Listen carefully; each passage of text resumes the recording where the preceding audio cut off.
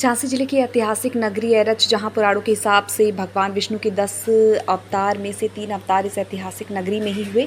भगवान विष्णु के 12 नरसिंह एवं वामन अवतार यहीं हुए। क्षेत्रीय विधायक माननीय जवाहर लाल राजपूत के अथक प्रयास से होली महोत्सव के लिए माननीय मुख्यमंत्री योगी आदित्यनाथ जी द्वारा शासन से 10 लाख रुपए प्रतिवर्ष दिया जाता है। चूँकि पूरे विश्व के रंगों की सौगात होली इसी नगर से शुरू हुई थी। आज उसी उत्सव में भाग लेने वाले स्थानीय कलाकारों को प्रोत्साहित करने के लिए सम्मान समारोह माननीय विधायक के साथ संपन्न हुआ। विधायक द्वारा प्रशस्ति पत्र एवं शासन द्वारा दिए गए चेक एवं साल उड़ाकर सम्मानित किया गया। सॉल उड़ाकर उन्हें बता दें कि इस दौरान तमाम लोग मौजूद रहे।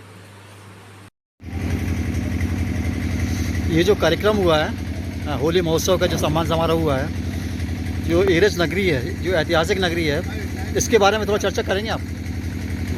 बताएं आप एरच के इतिहास के बारे में थोड़ा बताएं। एरच बहुत ऐतिहासिक नगरी है।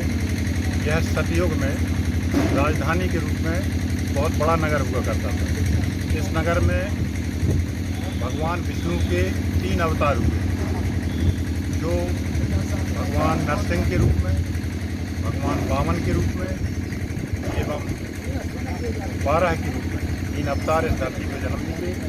और नरसिंह भगवान का जो अवतार हुआ, यहाँ पर एक राक्षस रहता था हिरण्याकश्यप, उसके पुत्र श्री प्रहलाद का वध करने के लिए भगवान नरसिंह ने यहाँ जन्म लिया और प्रहलाद नगरी के नाम से इसको जाना गया।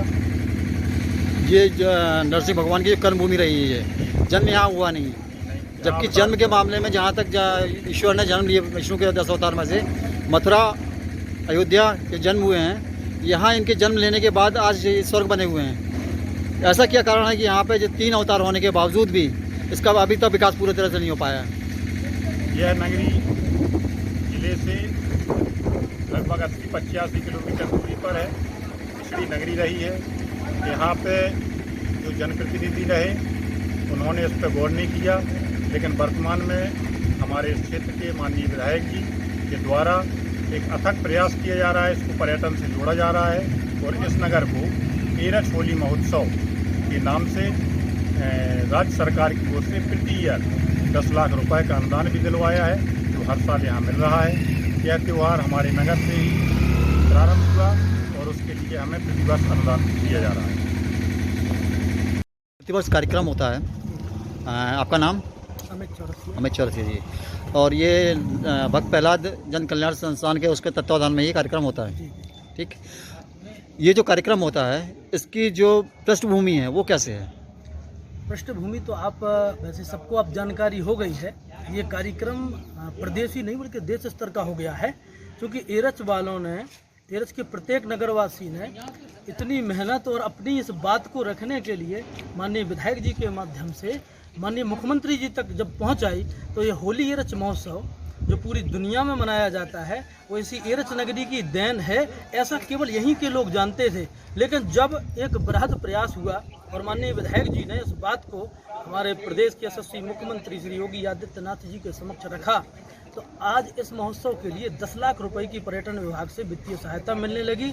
और ऐसे कलाकार जो बुंदेली संस्कृति को अपने में संजोए रखे थे, जिन्होंने इस साधना में अपना जीवन लगा दिया था, लेकिन उन्हें उचित मंच आज तक नहीं मिल पाया था, तो होली एरच महोत्सव के माध्यम से ऐसे कलाकारों को एक उचित मंच मिला है। उनकी प्रतिभा का प्रदर्शन हो पा रहा है और बुंदेली संस्कृति से जुड़े हुए जो संगीत के गायन, वादन, नृत्य, साहित्य से जुड़े जो जितने भी कार्यक्रम हैं, उन सबको इस महोत्सव के माध्यम से ये मंच मिल रहा है। तो ये होली एरच आज जो कार्यक्रम हुआ है जी, वो क्या था?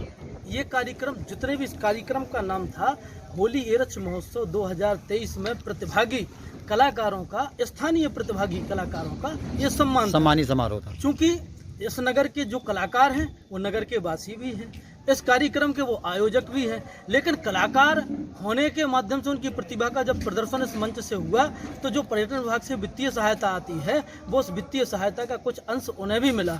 अब इसको एक हम लोगों का ये सामूहिक और समरसता का कार्यक्रम है और इसको उसी ढंग में बना करके हम जितना भी जो पैसा वहाँ से मिलता है सबको इकट्ठा करके और प्रत्येक कलाकारों को एक निर्धारित राशि करके और साथ में माननीय विधायक जी और नगर के संभ्रांत नागरिक जन और अधिकारी गणों की उपस्थिति में उन सभी को सम्मानित कर, वस्त्र ओढ़ा करके, श्रीफल भेंट करके, बैच लगा करके, स्मृति चिन्ह दे करके, ऐसा एक उन्हें एक सम्मान का जो अनुभव हो। ऐसे कलाकार क्योंकि ज़्यादातर हैं जिन्हें उचित मंच नहीं मिल चुका, मैं बता चुका हूँ, तो उन्हें एक सम्मान का एक प्रभाव उनके जहन में भी हो और ऐसे कलाकार होने के नाते वो भी सम्मानीय, उनके अंदर ये फीलिंग आ सके, इस वजह से कार्यक्रम का आयोजन होता है। दूसरा उद्देश्य ये भी होता है कि इस नगरी में जो होली की देन है, ये सब में हम लोगों में ये क्रम चलता रहे, सबके जहन में ये चलता रहे कि होली की शुरुआत यहीं से हुई है और यहाँ तो वर्ष भर होली को बड़े से बड़ा मतलब सब लोग जान सके और प्रचार प्रसार हो सके, जिसमें संस्थान लगा हुआ है, एक एक प्रतिभागी इसमें प्रतिभाग कर सके, ये उद्देश्य रहता है।